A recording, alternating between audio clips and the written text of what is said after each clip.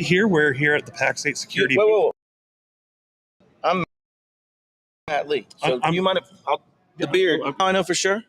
Eyes point too straight. No chance.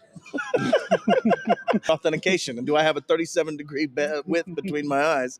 No, just kidding. Hey, it looks like some people are already here. Please comment. I do have the ability to see it here on my lap. Stream's good.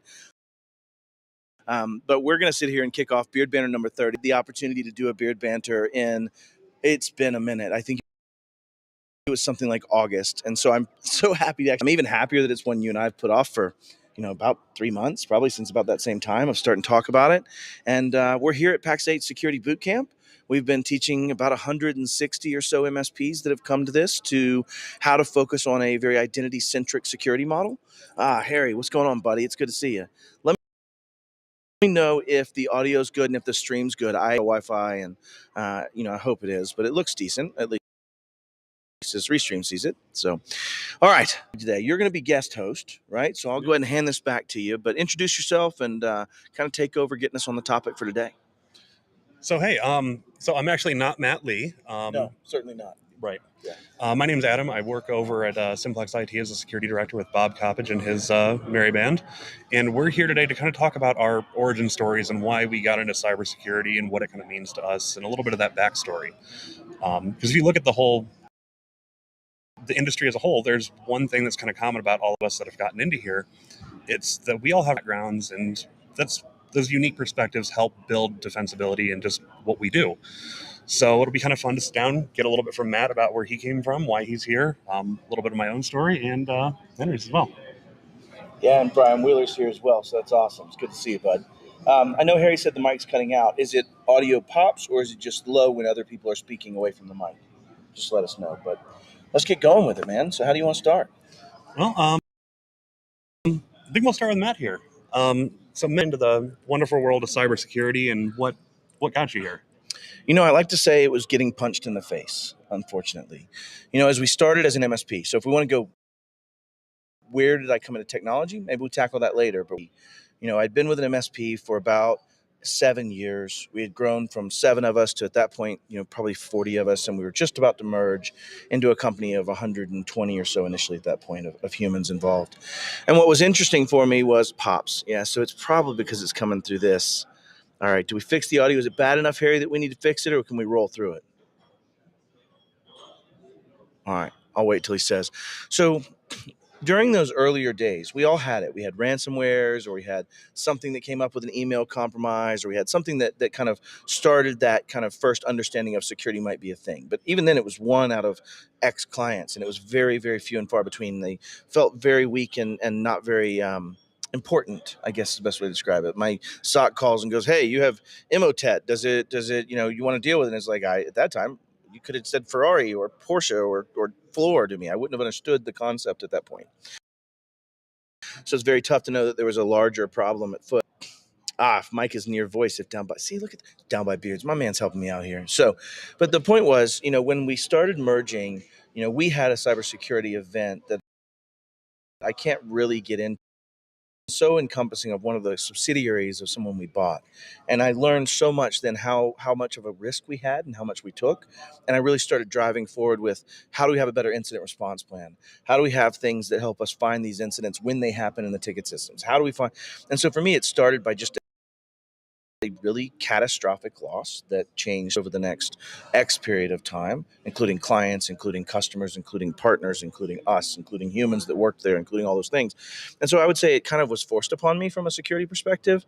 Now, once I got into it, it was interesting because in my life, if we get into this, I started out as a stockbroker and then a banker and then a broker again, and then mortgages and then gold and then diamonds and then, went the gamut. And I would always change careers every 3 or 4 years. I would just get bored. I didn't feel a purpose. I was making a lot of money. No matter where I went, I made a lot of money. And so it kind of turned into, this kind of problem of I just wasn't engaged. There was no reason. But for me, once that happened that day, I had a mission. It changed everything for me. And people often ask me, Matt, how do you get up and spend so many hours doing this? And how can you go all these places? And how can you do? Because I'm on a mission. And that's how you solve that mission. right? And it takes thousands of me. It's not just me. I'm nothing special. You have so many people that have to win this fight together. And so for me, it's about the mission, and that's how I got into it. But what's I'd love to kick it back to you. What's your origin story? Where did you get into security, or if you want to tackle technology, or however you want to approach it? Like, how did you get into this silliness? Well, for me, it's those two are very intertwined. Starting off as a young age, I just, my mom, bless her heart, had the thought of computers are going to be a big deal. So She's not wrong. We didn't have much. Mom gets an A for success on that one. Yeah, yeah. So, but no, she realized computers were going to be important one day, and what limited got our first computer. So 3-year-old me is trying to play the DOS games and stuff like that. But as I got older, funny story to interject. Same kind of upbringing for me, but it wasn't my parents. They had no money. Mhm. But my uncle Van had a computer with Wolfenstein 3D on it. Yes. Oh, bro, Ooh. it changed my entire outlook on the world. To be able to type in C:\\/ Wolfenstein.exe and hit enter, and then magic popped up on a screen for me, broke my whole brain for the rest of life. But yeah, go on. I'm sorry. Yeah, no worries, no worries. Yeah, I was doing the same thing, just in Windows 3.1, booting into the words, Yeah, the words floppy hard. disk, and just getting into that whole thing of we've got 250 basic 8-bit games to play. As I got older, just again, still just loved tinkering with stuff, and of course, in school you had all those restrictive policies like, oh, you can't access certain websites, and certainly I didn't know why. I just said this is annoying, and started trying to find my ways around that. My first hack, I was in 7th grade and guessed the DNS. Nice. It was the default. Of course it was. Yeah, which meant I could just Google it at that stage, right? Or was it not quite Google times yet? It's been pre-search I'm a engine. youngin' Yeah. still. Okay. So Google was still new. It might have been Ask Jeeves. Okay. Oh man, that's a callback. Yeah. And then once I got into, got a little bit older, got to that whole sophomore ego side of stuff, and just said, no, I'm done with school. Yeah. Then I was about to turn 18 and went, oh crap, I should probably. Went to a vocational school and started really getting that merging of the passion with the mission of just doing something with my life. Sure. And that's an early mission most take on, right? About the mid-20s or something like that, probably. Looking at the internet at the time too, one of the big of hacktivism and anonymous and all the fun stuff there. Yeah. And when you're True. Those are cool guys, right? When they're out doing the bad guy stuff and it seems cool. We managed to get a day where Mike Myers from the CompTIA course material, we actually got him in on a speaking thing. And I'm like, well, what do you think about this? Like, they're the cool hackers, right? And he's like, they're nothing. They're absolutely nothing. And the quote he said that still makes me think today is there are two kinds of companies in the world, those that have been hacked and those that don't know it yet. Sure. Fair. And that's what really started to click for me. And then I got How long ago was this, do you think? This was back in about 2012. Okay. So yeah, that would have been, early days of people starting to get, that concept of bringing hacking down to a conversation in SMB human would be kind of those early days. Yeah. Mainly Anonymous and Occupy and things like that kind of played in that time frame for sure. But yeah, and then from that, I just got my first job at an MSP and realized what the business environment was like. Did you cry a little? A little bit. Okay. Just want to make sure we're on the same page. But realized at the end of the day, like, the hacking stuff's cool, but that's a really fast way to get myself in jail. Yeah. Obviously, there's pen testing. Although I will say there are actually, great applicabilities through pen testing, through that side of it. And now there seems to be there seems to even be traffic going towards saying that do you remember when I did my research project and I looked up how many unified controllers in each city months in? There, at the time, I would actually have probably been prosecuted had I broken into those and patched them. However, now it seems there may be winds of change that are more modeling other countries around good faith hackers, good faith ethic hackers in that space of protection from prosecution in that regard. FBI with, I was going to say, look at the FBI with the Exchange vulnerability. Lost a line there, didn't they? They made a new precedent that had never, what Henry's talking about, obviously, if you're not familiar, is the feds after proxy shell was just ongoing and ongoing. And I've still seen proxy shell compromises in the last 3 months, so to put it in perspective, right? But as they were dealing with that, the feds finally said, we could maybe just break in with proxy shell and then put in this circumvention methodology, right? And so the challenge was they got, enterprises said, well, if you're going to break in and do that, at what point will you stop, deciding what you're going to break in to find evidence or to, and histrionically the other way. But you're right. It set a stage of, if nothing else, showing the desperation we all find ourselves in once you know the right things that need to be done, and then watching the clients, the customers, the people make business decisions to say, I don't trust that and I don't care, I'm not doing it.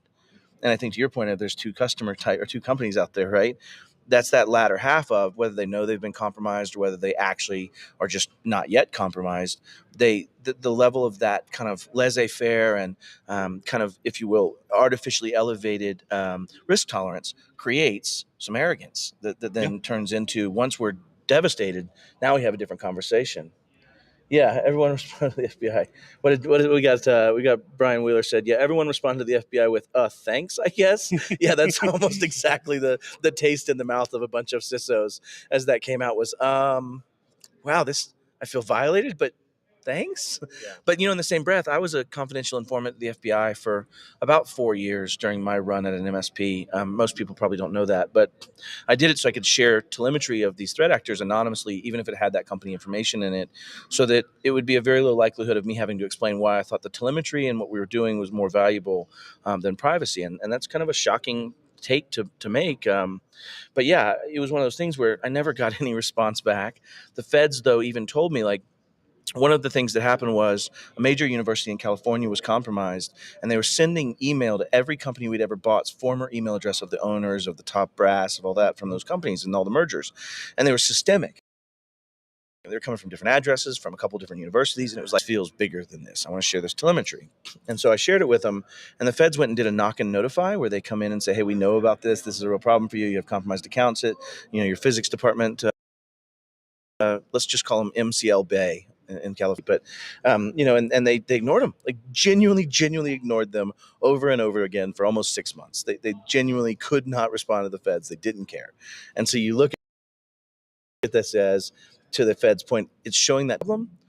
The whole country knows this problem, and yet we aren't solving this, right? And so it's kind of what the basis of my mission is. But we've talked so long, and Henry, I know you're the mayor, and most of the time the mayor just needs to be look pretty and come up here and speak when it's necessary.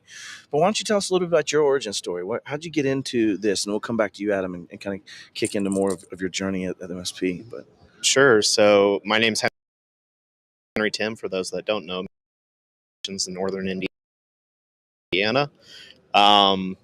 Yes, guess I look at myself as kind of the accidental cybersecurity MSP. Same concept, yeah. I guess look at it as a lot of imposter syndrome. Oh, bro. And just when I started out, I was started in college as a biology major, thinking I was going to go into medicine. And sure, but technology had kind of always been on my interest level. And looking back in hindsight, it's kind of like a duh. Where I was testing security for the school when I was in high school and grade school. Is that what you called it? Well, yeah. I called it to see if my grades were manipulable. Yeah, but yeah, what's funny is Dom met the feds the first time in his life for doing that at school. But, I pulled out of classes and yeah. But in hindsight, it's kind of like, oh, well, okay, this was kind of a natural, inevitable. Yeah. But it was purely accidental. Working at a hospital. Did you finish the biology degree, or no? was I that did not. so you I'm did a not? College dropout. Me too. No formal education. Dropout buddies. Yeah, okay. Fair. It hasn't exactly impacted my economic capacity very much, but yeah. But yeah, we got involved in technology though after pitching a couple different ideas when I was working at the hospital to their IT team, and ended up eventually working as a IT admin for a distributor for a number of years before going out and starting this MSP. Do you mean like VAR-centric type distributor, or do you mean like a large distributor? Or? So they did ceramic tile. Got you. Okay, thanks. Yep. That helps. Appreciate it. But yeah, so I mean, Midwest locations, 6 locations, something like that. But cool. Yeah, so I started this MSP about 13 years ago now. So this brings up a cool point. So when I used to hire engineers coming into our project team, coming from enterprise or corporate backgrounds, right? Did you find the change significant from being an internal running 5 stores to just taking on that first, second, and third client? That would have like it's massively different pace of play, isn't it? I mean, very much. But I enjoy the variety and change that the MSP world brings. And over the years, especially here in the last, I'd say 5 years, the sense of community that's popped up and is the fact that everyone is willing to accept that we're our imperfections and embracing them. That's I true. think has been awesome. Yeah. And it actually, I think, drives towards that humility and transparency we're talking about, right? What are the barriers to humility and transparency? Well, if I'm transparent about something and I get punched in the face for it, then that's a barrier to be wanting to be transparent for it. Oh, And in the same breath, if I'm you can get run over, or you can have this person doesn't matter, and you can feel excluded. Shifting in our industry is, if you've ever been through a shared experience, for example, or take someone that's been through some traumatic event, I kind of make this again to some traumatic event somewhat, but if you look at those people, they band together, right? If you look at what happened to us after 9/11 and the response that came for X number of years as a result, you have that kind of banding together that happens through public shared trauma. And I think what we've experienced as an MSP collective over the last 10, 11 years, and certainly condensed over the last 5, has been, we all cut over from break fix to MSP. We all started managing, went through the peakonomics model, we went through the growth and how we become effective, only to find out that most of that actually is against most of the security things we should have been doing that created tons more risk. And so now we have to pivot again, and we're fighting against commoditization, we're fighting against. And so I think what's really neat about the MSP space, and so enthralling, is exactly what you're saying. The last 5 years of my life, 3 of which have been in just driving raw community, raw understanding of where we all are. I'm great at this, you're great at that, I suck at this, I suck at that. And then now building up support structures and building up markets and building up private equity money. Look what's driven in the PE injection, which has its own downsides, about growing our industry and giving resources to an ignored industry in just the sheer amount of growth. And I think that's awesome to see. Yeah. That people aren't necessarily looking for credit, monetary side of it, where Right. it's enablement. everyone. Yeah. They realize that where we're at is not perfect, and we realize that we need to kind of change our direction, or at least assist with us to kind of this future destination or journey. And the fact that coming together in our space to figure out how best to get there and share those resources. Yeah, absolutely. And it's interesting to watch the shift over time too. Isn't this how it's grown? Two events that really stuck out to me in my career was after one of the vulnerabilities that dropped. I think it was Kevin Beaumont had some really harsh things to say about the MSP industry. Yeah. He wasn't wrong. And then I was at a B-Sides and was having a great conversation with somebody and mentioned, like, I do security. I'm like, oh, who for? I'm like, oh, just a little MSP over in Northeast Ohio. Dude laughed at me. He's like, you're an MSP. Balls and a jug blowing on it at that point, right? Like the way they saw you. Right, and that's what's kind of started to galvanize the mission on my end, is being realistic. Yeah, MSPs have historically not been great at security, but we need to start. Yeah. We owe it to ourselves, we owe it to our clients, we owe it to the employees at those clients. And that's that tech poverty of the clients that we're dealing with. We're in that SMB space, I think, really impacts and probably leads to a lot of the collaboration and community that we all feel, is having, how do we assist these clients that don't necessarily have the budget that enterprise space does. Yeah. And to put a quick pin in that, is that I feel like we're getting more journey. In the beginning, when we were serving clients, even if you had a strategic plan, or even if you had things and you started doing VCIOs and you were doing those things, you didn't have a picture for the future. Like, in my opinion, it was kind of still just the same. I'll replace this server with that server. The features will eventually get better. They'll shift in that. We're shifting from, in my opinion, this very infrastructural centric world where I'll protect the pooters, I'll protect the servers. I've got a moat that we dug around the office. We're going to protect Wi-Fi. We're going to harden to. I'm going to steal your identity token wherever the fuck you use it. I don't care, right? And I'm going to know exactly how to attack you from an identity. So you're pivoting to this identity-centric world from a security perspective, in my opinion, and you're doing it at a time where I can script most of that identity the exact same way across every client. I don't want to dig into it too much, but the point is, you now have a journey to head towards. You know that someone starting today will be in the haves, and someone that started last month is going to be in the have-nots. right? In that different infrastructural decision path that they go down, like the choose your own journey story in life, right? Yep. And so I think what the great part of this is we have a common journey. We have common understandings of what the gaps are in security. We are starting to mature as an MSP, industry in general. And to your point of getting laughed at B-sides, it's because we do some stupid shit. Yep. And if I'm honest, right? And so, I think what's great about this is you can't build change unless you can build mass of a change. And what's great about the way this community seems to be playing out is the mass keeps growing and it keeps getting more and more critical mass around some of these changes in the industry. Look at what questions are being asked of vendors today that we would have never asked.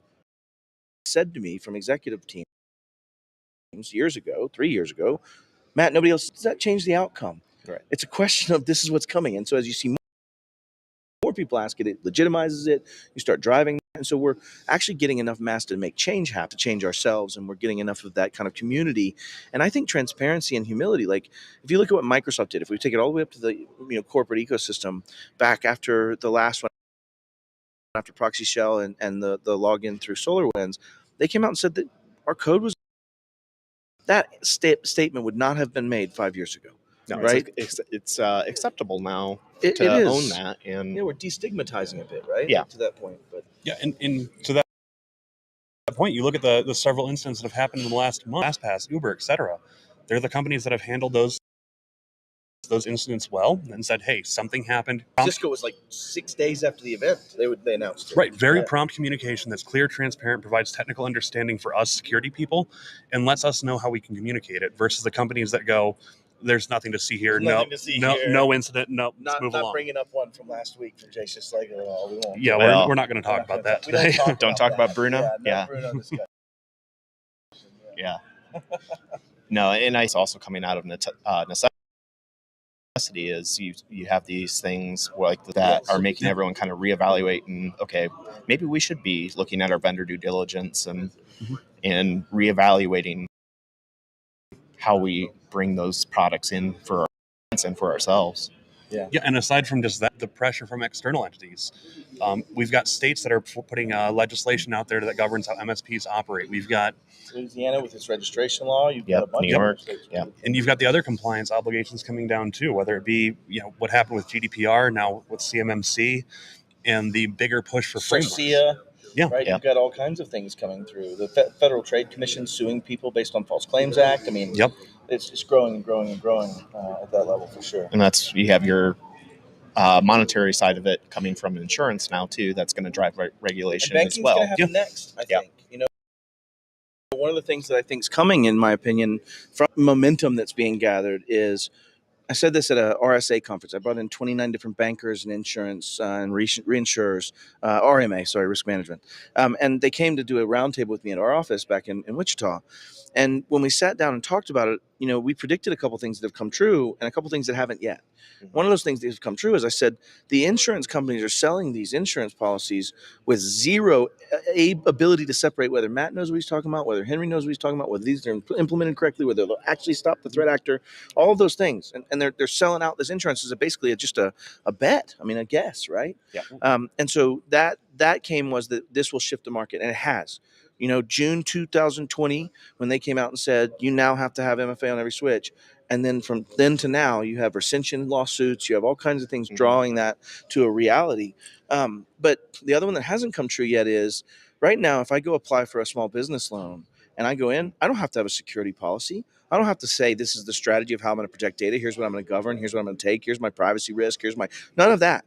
So the loans themselves, the lending, the bank institutions, if I go do a personal guarantee and I flop and get sued out of existence, it doesn't matter. I'm not going to have any monies. You cannot squeeze blood from turnip, right? Yeah. And so you try to start having some degree of rate delineations over time for lending money and risk decisions of, if you don't issue this loan. So you could see capitalism playing in much faster than legislation, right? In my opinion. Well, and then you have like the Fed going to CISA and saying, hey, help us put together what these recommendations are should be for minimums on insurance, and what this should look like. Yeah. And that, I think, to your point, will push out as well eventually, if not a baseline. Yeah. Right? Like some Yeah. understanding. School today, and we say, you want to start a business? Let's go through business class. How many do you want to bet of programs out there in colleges have some component in that teaching of cybersecurity, data privacy, data extensibility, risk from contractual obligations, risk from breach?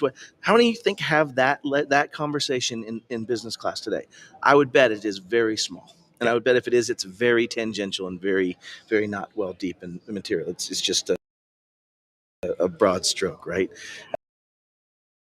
As that continues to shift, we are also maturing along with that as an industry, I think. So I want to ask one more question. If you could go back to mini Henry, mini Adam, I don't care which order you'll go in, and decide a different, would you? And if so, what would it be and why? So I could see myself in the medical field, but I don't know that I would enjoy the variety and the big picture stuff that I get to see and be part of in this. And I don't know that I would lose a lot of that community, and there's a lot of trade-offs. Better part of that decision. What would you not miss the least about being an MSP? I'd probably sleep better. Wait, you get to sleep? Yeah. Yeah, just not having that, over that risk over your head of constant, like, you have a one-to-one relationship with that patient every time, yeah, with the same outcome percentages, right? With the same failure rates. It's just much more mature of an industry. Yes. In that way. Yeah. It really feels like in ours that your head is resting on the guillotine, and you're just hoping. Travis Woods wanted to let you know your new name is Dr. Timm. Okay. Yeah. Dr. Timm and Lieutenant Bones. It's a very strange relationship. But, awesome, brother. All right, Adam, your turn, man. I wouldn't change a thing. In my career and my history, when I was getting into the MSP world, I was also playing bass guitar in a death metal band with the whole young, naive dreams of I'm going to be a rock star one day. And I had to make a decision. Yeah. And 10 years ago, I chose this industry and said, I'm going to do something here. Rockstar wasn't taking off?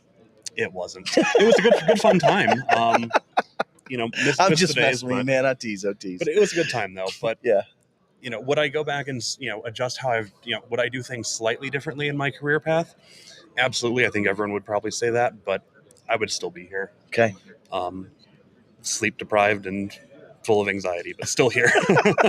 That's a bit of a common element. And I want to touch back on the imposter syndrome piece that you touched on. I had this conversation with Nathan Taylor on an earlier Beard Banter. But, imposter syndrome is something I think every human in a changing field must feel, right? If you live in a world where, look at the delta in change of what we're talking about. Just from when you and I started in technology, when IRQ port, right? And you chip on the little jumper, and it's IRQ7 for this modem, and I'm going to put IRQ7 in COM2. And it started, and now it's become so many iterations different over so much time that you live in a state of not ever being an expert. And if you ever get to the point you say you're an expert, you've probably quit learning, you're no longer an expert, right? And so I think imposter syndrome is part of one of those things that you will have to wrestle with if you ever try to push the boundaries of what is possible and what we're doing in technology. And it lives there. And then especially when you step in the anxiety and all those things, brother, I just want you to know I feel it. I live with probably more imposter syndrome than most people will ever know. I second guess every answer in tons of discernment to go, maybe there's more I don't know. Maybe. And I think that's an element that comes along that's also beneficial for us, is if people can lean into that conversation and lean into, maybe I don't know. Maybe I need to know more. Maybe I need to dig in and get some more information. Maybe I do need to try this out and see if it actually works, right? You heard me talk about my, persistent token that I leaned on for almost 2 years, not realizing it didn't do what I thought it did. Mm-hmm. And I wouldn't have learned that until I learned it. And so I think the imposter syndrome is accurate. We are all learning a brand new nascent field for the most part and trying to do it at a level to protect against people that are already quite seasoned at winning. And that's, I wouldn't change anything. I would say one of the benefits of my life is that I have been able to try a bunch of careers and do that in a very rapid succession. And as I found this one, is that I now was in a position where I can reinvent myself in this space as many times as I want to. On that, I'm going to be in GRC now. I'm going to focus very heavily on that. I'm going to deal with the automation or orchestration, and so you start getting into there's so much breadth and depth that all these people coming from a very plate spinning methodology towards this commoditization cliff that's coming have 1,000 ways to reinvent themselves. So I'd say lean into the imposter syndrome and drive into being better every day and find something that makes you passionate. But right now, I don't know where my passion is. I mean, just smidge that I talk cybersecurity to. Yeah, and that actually led me to one. If we were to wrap up one final thing to say to anyone new getting into the field or just people getting into that, what would be? And I think you already answered that. To lean into the imposter syndrome. Yeah. An idiot. Right. I don't absolutely. mean that. I am saying you still need to check yourself. Yeah, there's plenty of that. And hell, I might be one of them. But I would say always question whether you're the idiot and continue to lean into the imposter syndrome. There's the thing. If you're the smartest person in the room, then you're in the wrong room. That is a good statement for sure. I love being exposed to people smarter than me. Absolutely. So I wanted to give you your first awesome comment from Brian Wheeler. He said, it looks like you became a rock star of tech. Oh, thank you, Brian. There you go. And you're talking about wanting to build your personal persona and build that brand and build those kind of things. And so there's your first groupie. I got him right here. There Brian we go. Wheeler. Yeah. Thank you, awesome. Brian. Love you, Brian. Good seeing you, buddy. Well, I think I'd like to go ahead and probably wrap this up. We're on site at PAX 8, our security boot camp. That's why I put our banner back there and stole this stage and the beautiful lighting that's in front of us. But, one of the things that I want to talk about as we wrap this up is if you're watching this, I'm going to post up this caption, but please donate to mine charity. The three gentlemen sitting in the chairs today will be light about 20 inches of beard over the next 22 days. So we will be shaving our beard at IT Nation Connect, all three of us, as well as 15 other people or 14 other people in the cybersecurity community, and we will be donating the money that we've raised through this to the 5 charities. On that, we are at $70,870 today as it stands of our $100,000 goal. But if we hit the 100,000, there's going to be a lot of very baby-faced humans that are part of this group here as well as the others. So Please go donate to the link down there, and I really appreciate you watching and tuning. I want to say thank you guys for having a quick beard banter with me, man. I appreciate you. Yeah, Thanks, Henry. Appreciate it.